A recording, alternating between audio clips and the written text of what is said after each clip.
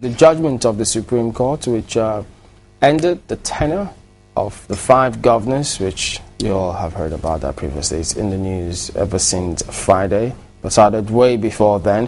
Well, this morning we're joined by Mr. Chris Akiri. He's a legal practitioner and also an editor and, I beg your pardon, an author, I should say. Thank you for coming out this morning, Thank you, it's my pleasure. Thanks. Well, this is a matter you had commented on way before now. You had written a lot about it as it did unfold. But now that we have this verdict, we heard a lot of commentary about it. But incidentally, there's also the school of thought which says there's nothing confusing about it. It's straightforward. And people wait and ask themselves, oh dear, another perspective. What do you think of the whole matter? Well, those people who say it's straightforward, I'm in their camp. Oh. Yes, okay. Because it is straightforward. And you talk of the judgment of the Supreme Court. Now, it's beautiful. I think it's the most beautiful thing to have happened to this country in recent times. And I'm so delighted about it. Okay, just a minute. We'll take a report about it. Let's give a little bit of background for those who perhaps may not have followed properly ever since it was being talked about in the weekend. Here's the background report. The Jabadimasi, a political correspondent, put it together. The 10-year elongation saga actually began as far back as 2010, when the 5 affected governors approached the Federal High Court in Abuja to extend their tenures, bearing when they took their oath of office as governors.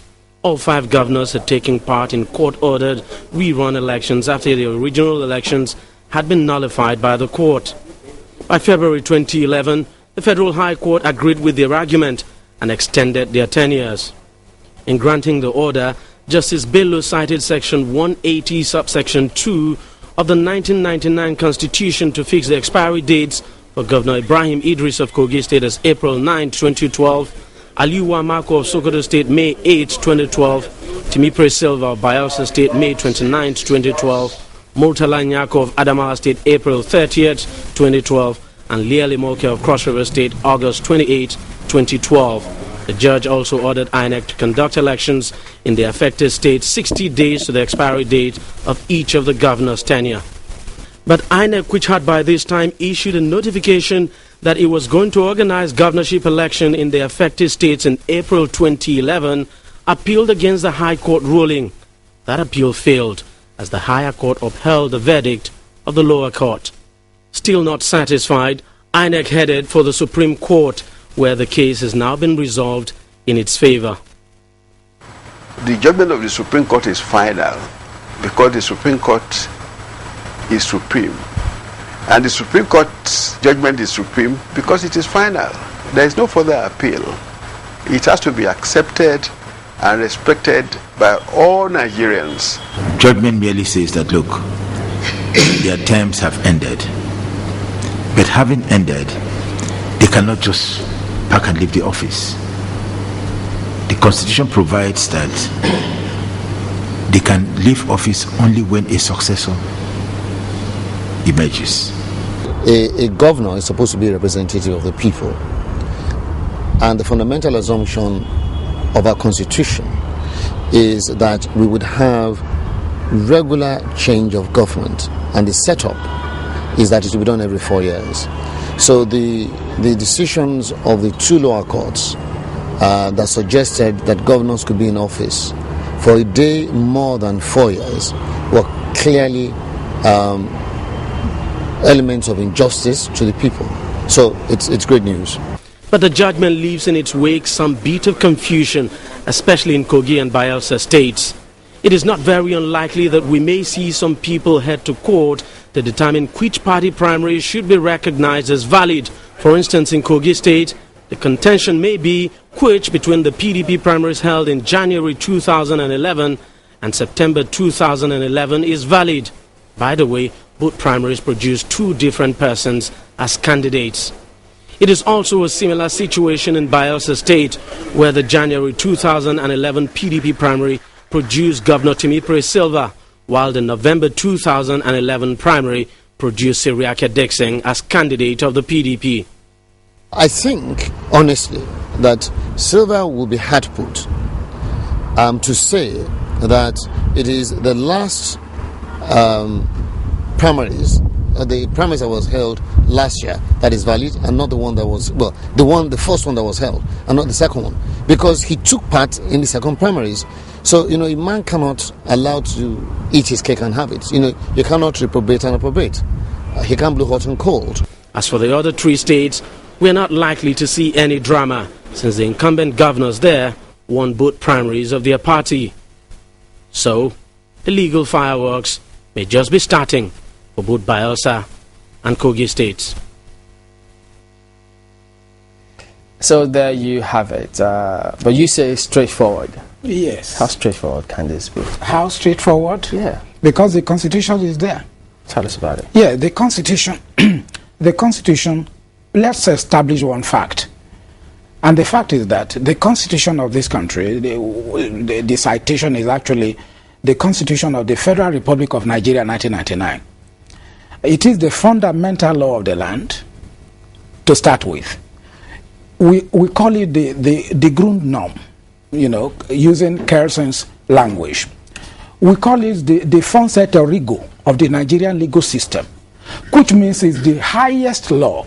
So whatever it says cannot be disputed, cannot be doubted, and so on. So in section 180, subsection 2, paragraph A of the Constitution. So when I talk of the Constitution now, you know how weighty it is. Yes. Section 180, subsection 2, paragraph A of the Constitution provides that every governor shall stay in office for 4 years certain. 4 years.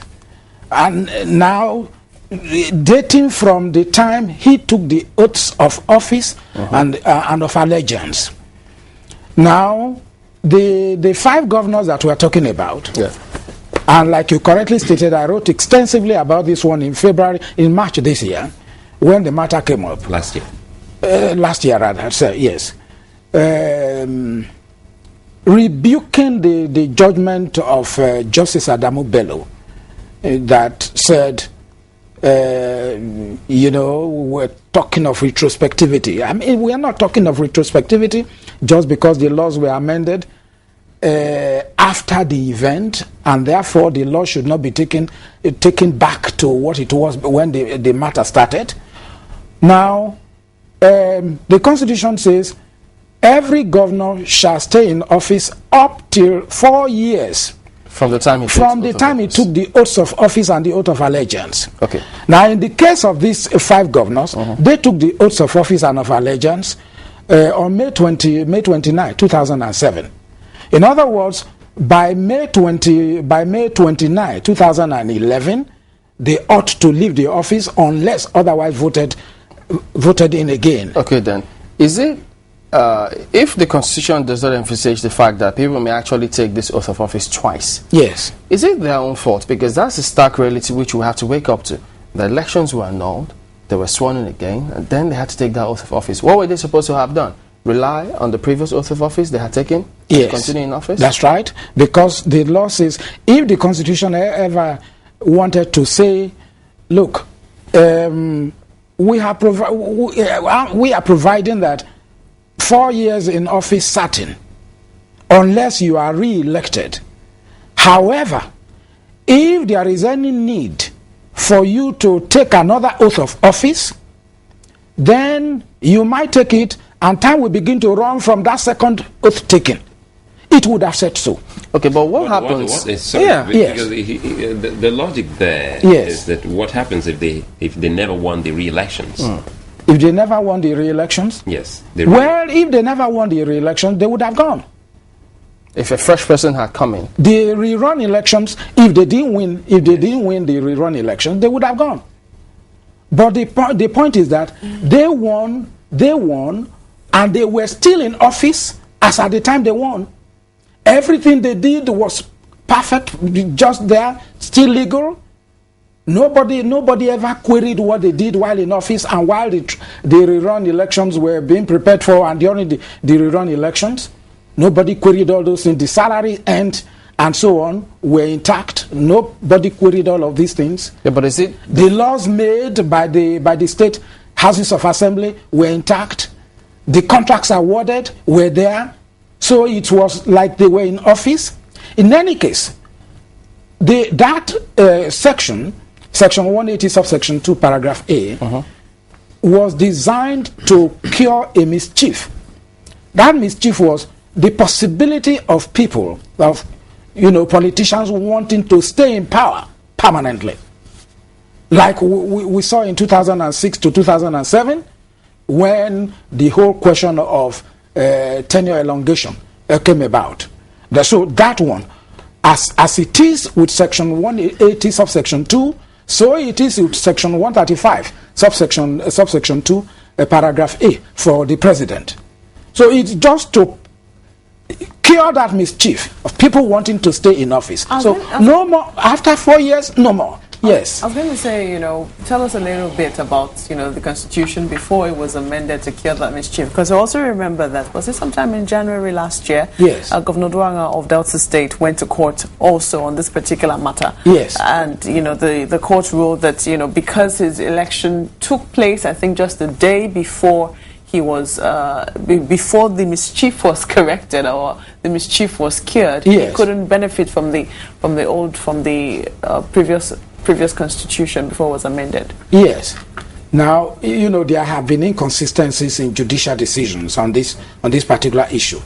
That of Duanga, the pronouncement, I didn't know how correct it was at that time, but the issue is that that section 182, which came about,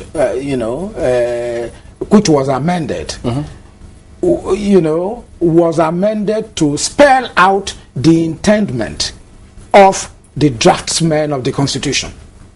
In other words, insofar as it wasn't spelled out at the time, yes, it was a lacuna. No, it's not a lacuna. You see, whenever you are trying to, there are several canons of statutory interpretation. Now, one of them is the literary interpretation.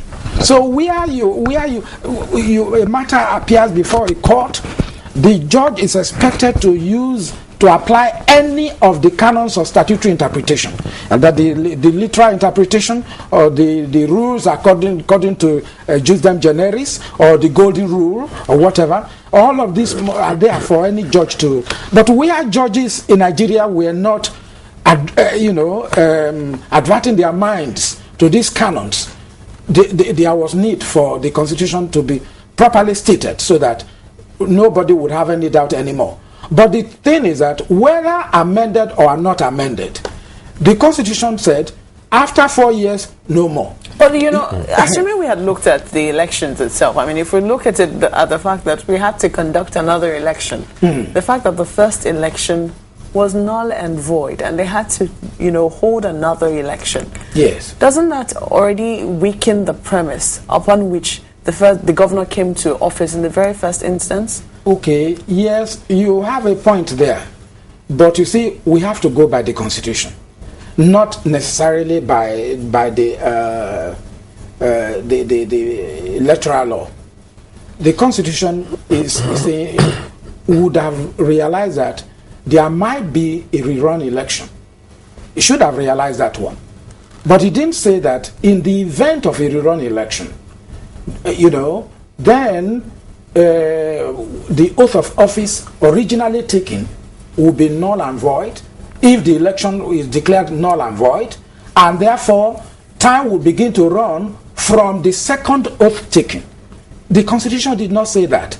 You see, the point is that the Constitution as it is, when I say the Constitution, I'm talking specifically about section 180 subsection 2, is law. It is law. Now, the rerun election, which issued forth in a second oath taking, is another law. Now, then the Court of Appeal pronounces the judgment and then say, the election was null and void. Now let's have a rerun. Let's have another oath taken. Now, when all these would constitute law, because these are decided cases, Now, the law. And then the Constitution, under section 180, subsection 2, is law. Now, there are now two sets of law. Where the Constitution in Section 1, subsection 3, Section 1, subsection 3 of the Constitution says, where any law is inconsistent with the provisions of this particular law, that is of this Constitution, that other law is, to the extent of the inconsistency, is void. So the second law, that is the rerun plus another oath taking and all that, being inconsistent with the provisions of Section 180, subsection 2 of the Constitution, it is null and void. But again, what happens in the law when it annuls an election? Isn't that a total cancellation? And when you go for a rerun or you go for another election, it then means the oath you took at the start of that particular, after the election, is the very first of that election. Because some people will interpret this 182, because look at it, it says 180 subsection 2a. In the case of a person first elected as governor under this constitution, he took the oath of allegiance and of office. B, the person last elected to that office took the oath of allegiance and oath of office, or would, but for his death, have taken such oath. If you look at this now, subsection 2.1, and it says, well, the governor shall vacate office at the expiration of a period of 4 years, commencing from the date of when he has taken the oath. So, when they cancelled the election, and they had to go for another one, doesn't that cancel even the first oath the governor took? But is there any proviso to that effect in the Constitution? Well, as Chairman rightly said, there are only two areas where the tenure of office of any governor can be extended in the Constitution. You can't go beyond that. Any judge or any person talking about when the nation is at war. Correct. That's subsection 3 of Section 182. Of Section 180. And then Section 182 says, in the event of your re-election, you can go for another term of 4 years. Those are the only two areas. Yeah, but if you're talking about 4 years, does it mean that 4 years must be when you have taken your first oath of office? Because if the elections are annulled, every other thing is annulled. Why won't the oath be annulled? Because if you take another oath of office, what says that law? That's the point of contention now. The 4 years starts from the second oath of office. Yes, you see, the point is that I just talked about a mischief. Which the law wants to correct. Which the law wanted But if the law was not expressly provided for, is that why people go to court to seek interpretation? Well, then you see, you talk of the intendment. You have to look for the intendment search for the intendment of the law, of the draftsman of the Constitution. The intendment was that no person should do beyond 4 years unless under the provisions of Section 182 where you are re-elected. You don't do more than 4 years. Link it up with that amendment which Marco talked about, where they amended the fact that if a person's election is annulled, the part that you first served in office shall be taken into consideration to make up the 4 years. What becomes... that is the amendment. Is it not because of the ambiguity of that intendment that proviso was now put in the Constitution? Yeah, but even before that amendment, which is clarifying the whole issue, any judge, any interpreter of the Constitution must look for the intendment. That's what I was saying. Even where it was not, even where the amendment had not taken place, any judge must look for the intendment of the draftsman of the Constitution. And now they were not doing that. And that was the reason why everybody said, okay, let's do the amendment so that we can clarify the whole issue. This is simplistic the way it is now. It should never be, because even before the amendment, so many of us already knew that was the intendment of the Constitution, that nobody could do more than 4 years certain. Even though the High Court and Appeal Court didn't help matters. I beg your pardon? The High Court and Appeal Court decision before the Supreme Court. Yes, the High Court. If you read my write-up in March this year, which I have brought, I just brought it so that you can show it to the whole world. You see, what they decided was bad, very bad, And it contradicted a long line of decided cases. The High Court, the Federal High Court, and the Court of Appeal. Yes, ma'am. That will be on one angle, but assuming, let's just imagine for 1 minute, what the Supreme Court has ruled is final, and of course this decision is supreme. It is, actually. It is the Supreme Court. But just imagine that the Supreme Court had told the line of the appeal and the High Court. What would have happened? Now, good question. You see, if the Supreme Court had told the line of the Federal High Court and of the Court of Appeal, is that the question? Yes. Yes, what would have happened? It would have been a pity, because so many of us would have developed long faces. We would have regretted the decision of the Supreme Court in towing that same line without realizing that it ought to, the lower courts ought to have searched for the intendment of the draftsmen of the Constitution. They didn't do that, and there is no provision in the Constitution saying in the event of any annulment of any election, and in the event of any rerun, and in the event of a second oath taking, the provisions of Section 180, subsection 2, paragraph A, will be null and void. Without such statement in the Constitution, and somebody goes ahead to say, okay, this is annulled. The first oath taking is annulled. What is that? The first oath taken according to Section 180 is annulled. Who annuls it? The Constitution.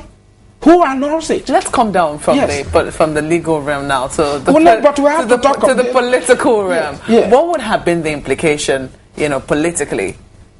Politically, you see, socio-politically. Let's look at it from social and political points of view, and then see if the Supreme Court had told that line. It would have meant, of course, that some of the governors, so these 5 governors, some of them would have spent, say, 4.5, some 5 years, some a bit more than 5 years in office.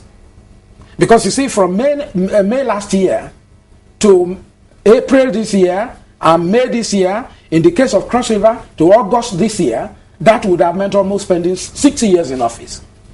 And that would have been terribly bad for this country. Because no person has all the wisdom in the world. There are so many eminent men and women who can rule this country today, and we don't allow a group of people to stay there forever and a day. Which is the intendment. Which is the intendment of that. That's the mischief that the Constitution was out to kill. When you talk about mischief, but some people are already looking at it, that even the law also is, some kind of mischief against these 5 governors in a way, because if truly the oath hadn't been cancelled, the very first oath, because we have to go, not everything is stated explicitly in this Constitution, and that's the truth. It can be explicit. Good. Everything can be explicit. But that's why there are lawyers. Good. That is why you're here. Yes. But again, look at it now. When a law, a court annuls anything, an election or whatever, isn't that a legal, should I say, authority to say this thing never existed? Remember then when we had the Ngige issue, some would say Dr. Chris Ngige was never a governor based on the judgment. Yes. So it would be wrong for some people to even say former Governor Chris Ngige. Yes. Because in the eye of the law, that time never existed for Dr. Chris Ngige. So the same logic they're trying to look in interpreting this particular section of the Constitution when we talk about your tenure starts from the day you took your oath of office.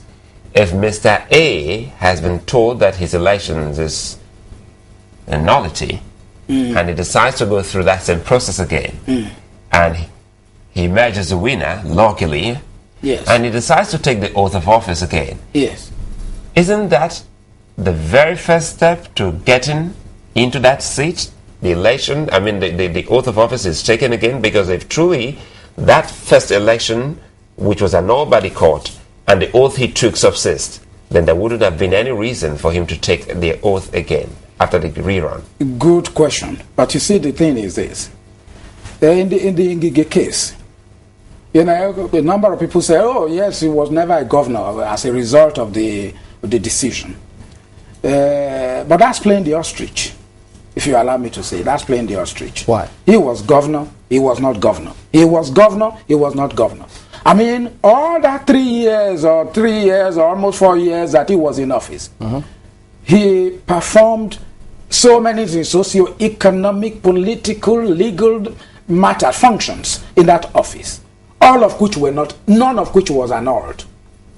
You see, now he earned salaries, he paid people, he awarded contracts, did everything. He entered into bilateral relationships with other countries, with other people, and so on and so forth. None of that was annulled.